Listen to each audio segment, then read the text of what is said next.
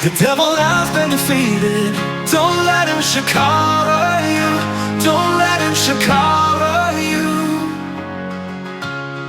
2 Corinthians chapter 10 verse 3 to 6. For though we walk in the flesh, we do not war after the flesh, for the weapons of our warfare are not carnal, but they are mighty through God to the pulling down of strongholds, casting down imaginations and every high thing that exalted itself against the knowledge of God, and bringing into captivity every thought to the obedience of Christ, and having in a readiness to revenge all disobedience when your obedience is fulfilled. So Ephesians chapter 6 verses 10 to 18. Finally, my brethren, be strong in the Lord and in the power of his might. Put on the whole armor of God, that you may be able to stand against the wiles of the devil. For we wrestle not against flesh and blood, but against principalities, against powers, against the rulers of the darkness of this world, against spiritual wickedness in high places.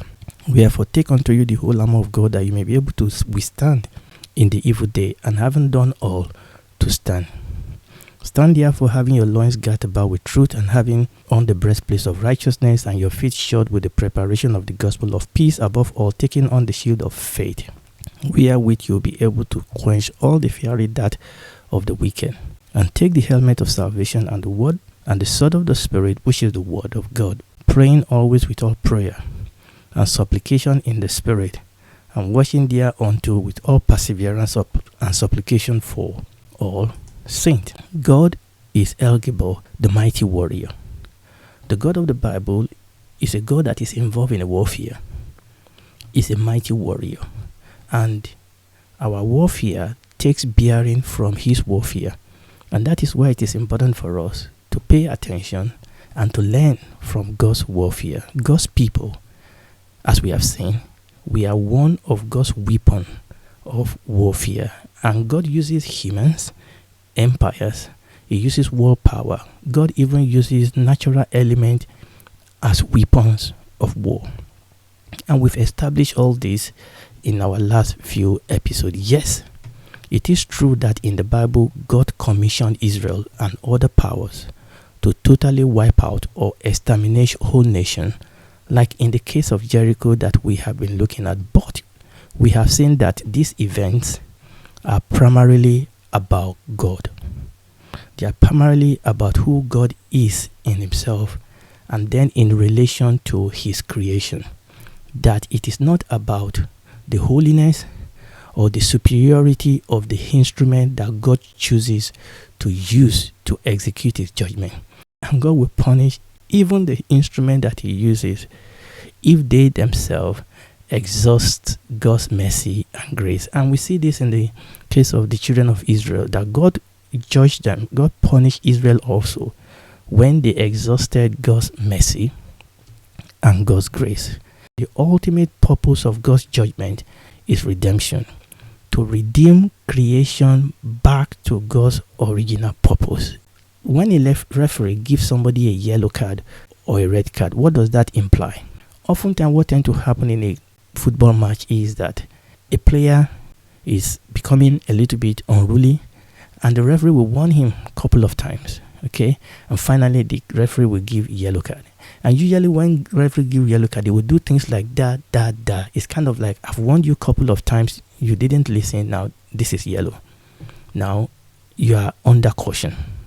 And oftentimes, once there is a caution, most player will settle down because now they know that another caution, they are out. So the referee will warn them a couple of times, then he will give them yellow card. Now, if they don't settle down and they keep being unruly, he gives them another yellow card, and that is red. They are out of the game. And there are times when the referee will actually give outright red card when he considers that a player is reckless. A player is reckless and is a danger to other players, and will give them the red card. Now, to that player, it is a judgment, but to the rest of the field, it's a redemption, because you want to protect everybody else from this reckless player. So you send him out, you get him out. Do you see the picture now? I know it is simplistic, but it helps us to wrap our head around what is going on. God only pour out his judgment and wrath upon a people that have totally exhausted his grace and his mercy. And we've touched on this in our Genesis study, that we must not take God's patience to mean that God is weak, to mean that we can just do anything we want to do. There's a line only known to God when His patience, His grace is exhausted and His judgment will fall. In the meantime, God often sends us warning, just like that referee, just like that yellow card. Conscience through the word, through prophet in the Old Testament, even today through messages and things, God sent us a warning. So let's establish this truth a little bit further. And to help us do this, we'll look at another sin city. Let's look at Nineveh. Now, we all know the story of Jonah. However, the story of Nineveh is much more than the story of Jonah. Nineveh was the capital city of Assyria. Apparently, the Assyrian king, they appoint different city as their capital. A new king will appoint a new city. That happens. But at the point that this Jonah was written, Nineveh was the capital city of Assyria. But the other question then is, who are the Assyrians, isn't it? Now, simply put, the Assyrians were bad news. They were bad job. Simply put, they rose up to become a world empire. They rose up to become a world ruler. However, Assyria did not become the most feared fighting force in the world, which they become later. But they didn't become that until in the 730s, 720s, and 710 BC. In other words, they start like most nations, but they gradually become a world power. Now, I want you to put that in mind. It is very, very important that you put that in mind as we look into the story of Nineveh, Jonah, Nineveh, and the judgment of God. Remember, we are looking at God's warfare, judgment, and redemption. That is what brought us here. Okay? So put this in mind. Assyria were a bad job, but they actually did not become world power. They actually did not become this fearsome fighting force that they later became until around about 730 BC. This is a picture that I'm using to represent the Assyrians. The ministry of Jonah as a prophet spanned between 780 BC and 750 BC. This was a couple of years before Assyria became a world power. Is that okay? Right. The Assyrians have always been infamous for their wickedness, for their cruelty, for their violence, for their arrogance. The Assyrians as a nation have always been known for that. They were a cruel race with a long line of bloodthirsty, violent, nasty king with extreme wicked ideologies of how to handle prisoners of war. So they've always been a bad job. But at the point of biblical history, when Jonah was sent to them, at that point, again, which was between 780 and 750 BC, they were at best only local oppressors. They were at best only local terrorists. They were not power players at that point on the world scene. And at this point in history, Israel had no reason to fear the Assyrians. What is even more is that the Assyrians are some good distance away from the land of Israel. And it was to these people at that point in time that God sent Jonah. So we are now going to read God's instruction to Jonah in the book of Jonah, chapter 1. We will read verses 1 to 3. Jonah chapter 1, verses 1 to 3. Now the word of the Lord came unto Jonah, the son of Amittai, saying, Arise, go to Nineveh, that great city, and cry against it, for their wickedness is come on before me. But Jonah rose up to flee unto Tarshish from the presence of the Lord, and went down to Joppa, and he found a ship going to Tarshish. So he paid the fare thereof, and went down into it, to go with them into Tarshish from the presence of the Lord. Now, there's a whole lot of issue we could raise from this verse, so I will control myself. Let's just keep to what we are here for. Okay. So Jonah was a prophet. So God gave Jonah an instruction to go and cry against Nineveh. And the Bible tells us here the reason why. The Bible says that for their wickedness is come up before me. You can see that principle again. Okay, in other words, these people, they are passing the mark. Their wickedness is come up before me. And that is why God told Jonah to go and cry against that city. But you know the story. Jonah wouldn't go. Jonah ran. Jonah took a journey far away from where God was sending him. He was going to join a ship, or he joined a ship that was going to Tarshish. You know the story. God sent out a great wind into the sea. The Bible tells us in Jonah 1:4 that God sent out a great wind into the sea, and there was a mighty tempest in the sea, so that the ship was like to be broken. So there was this rage of sea, rage of wind on the sea. Great wind, the Bible says, and it was going to destroy the boat or the ship. But Jonah, where was Jonah? The Bible tells us in the next verse that Jonah has gone below into the hold of the ship, and it was found to be sound asleep. In the middle of this turbulence, Jonah was asleep. Long story short, Jonah admitted that it was the cause of the misfortune facing the ship, and Jonah told them that they should throw him into the sea, and that the turbulence would stop, the wind would stop. You know, on the surface, you would think that this was a selfless act on the part of Jonah, but no, this was actually a selfish act. Jonah was ready. Remember, Jonah didn't know God was going to send a fish to swallow him. Jonah was ready to die rather than go to Nineveh. And that was actually why he told this guy to throw him into the sea. Okay, fine. He didn't want them to die because of his sin, but Jonah would rather die than go to Nineveh. So they threw him into the sea, but God, having a very good sense of humor, sent a great fish to swallow up Jonah. In the belly of the fish, Jonah prayed. And I could say something about his prayer, but let's leave that alone. Jonah prayed, and then the fish vomited Jonah on the land at Nineveh. Then God renewed his instruction to Jonah, and this time Jonah obeyed. But it's interesting, the message that Jonah preached to Nineveh. Jonah's message was straight to the point, and this is what his message. After 40 days, Nineveh will be destroyed. That's the message.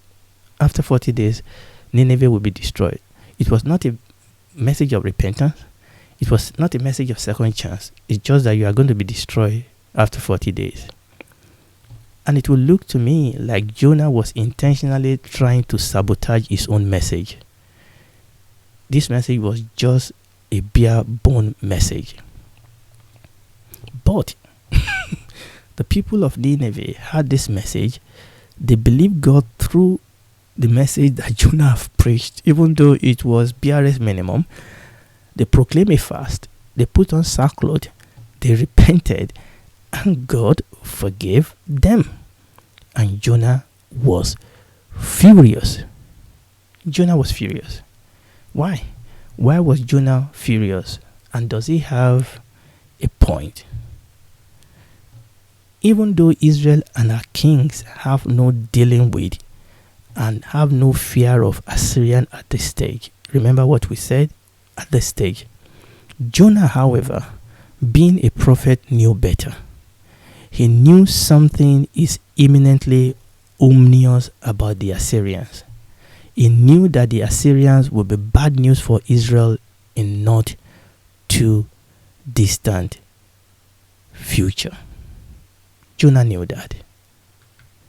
Let's read Jonah chapter 4. This was after the whole message of Jonah, and then the whole country have repented. Jonah told us the reason why he was running away himself. He told us that in Jonah chapter 4, verses 1 to 3. But it displeased Jonah exceedingly, and he was angry. It displeased Jonah exceedingly, and he was angry. And he prayed unto the Lord and said, I pray thee, O Lord, Was not this my saying when I was yet in my country? Therefore I fled unto Tarshish, for I knew that thou art a gracious God, and merciful, and slow to anger, and of great kindness, and repented thee of thy evil. Therefore now, O Lord, take, I beseech thee, my life from me, for it is better for me to die than to live. That was what he's been trying to do in the first place. He didn't want to go to these people because he knew that God was going to, if they repent, that God was going to save them, and he didn't want it. Now this is the point. Jonah knew God wants the Assyrians to repent so that he can forgive them. But that is exactly what Jonah does not want. He does not want God to forgive the Assyrians. He wants the Assyrians to be destroyed. Jonah wanted the Assyrians to be destroyed. Why? Okay. Even though at this point the Assyrians were wicked, they were cruel, they were violent, but they were at this point not a threat to Israel. But why did Jonah want them to be destroyed? It is because in about 30 to 40 years, they will become a world power, Assyrian. And they will become the biggest empire that was ever known in the Middle East up till that point. And they will inflict great terror and horror upon the children of Israel. Obviously, that will be because of the sin of the children of Israel. But these people are going to inflict great terror and horror on the children of Israel. And Jonah, being a prophet, could sense this. And this is the reason why Jonah didn't want the Nineveh or the Assyrian to be saved. Let's put that in picture form. Okay, so that is the Assyrians once again. So what do we see? Here we can see the year when Jonah went to preach to Nineveh. That was between 780 and 750 BC. And what Jonah was aware of is that barely 30 to 40 years after, the Assyrians are going to conquer northern Israel.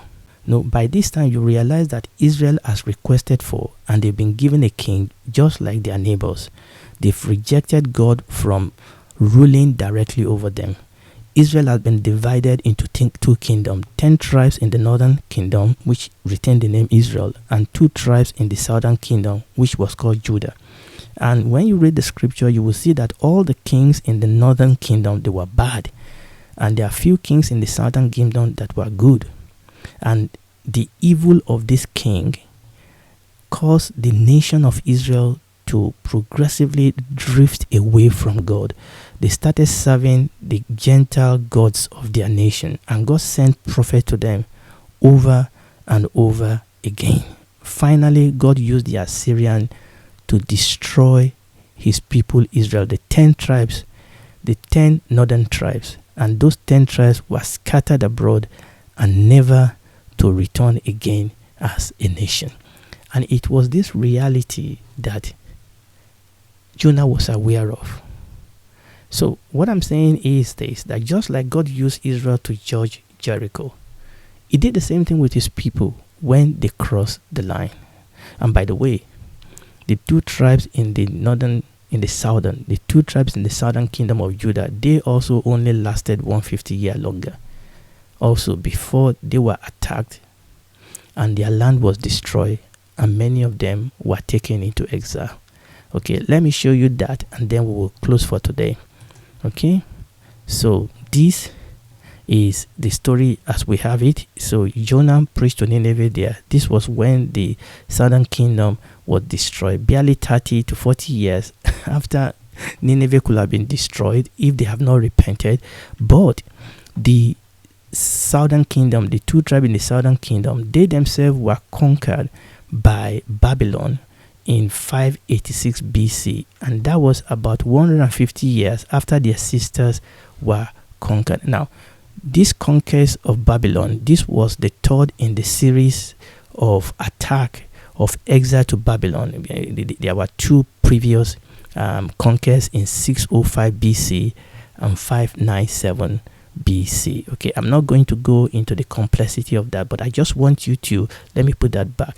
I just want you to see the association between Jonah preaching to Assyria, Assyria conquering the northern Israel, and obviously in between that, the Assyrian nation, which I'm going to talk about, but this time in the next episode, they also become weak and were destroyed, and the Babylonian actually became the ruling empire. Okay, we're going to stop there today. There's still a little bit I need to say. I'm stopping in the middle of something.